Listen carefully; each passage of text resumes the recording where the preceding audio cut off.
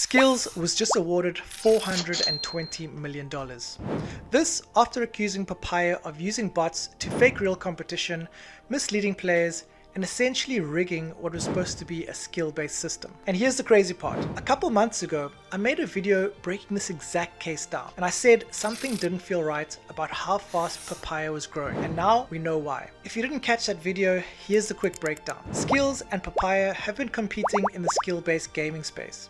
It's a simple concept: you play, you compete, and you win real money. But that only works if one thing is true, that the system is fair. Now, here's where things got interesting. Papaya scaled fast, like really fast.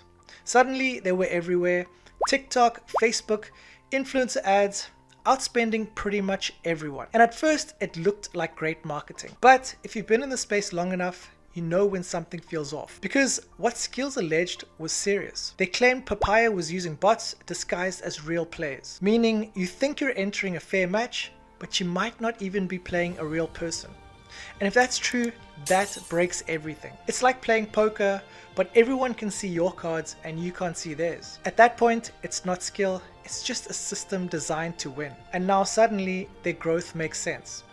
If you're operating closer to a casino-style model instead of a true peer-to-peer competition, your margins are completely different, which means you can spend more on ads, you can scale faster, and from the outside, it looks legit. Now fast forward to today, Skillz secures a $420 million win. And this is bigger than just money.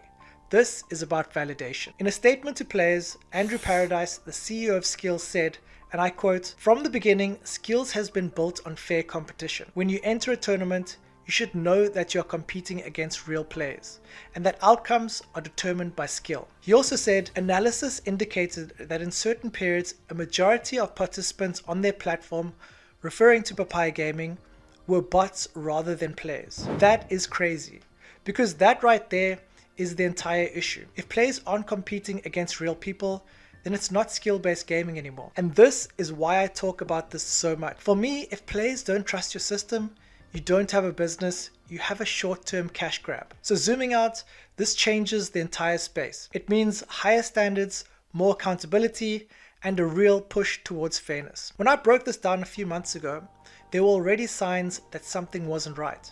Now, we're starting to see what was actually happening behind the scenes. This is a real reset moment.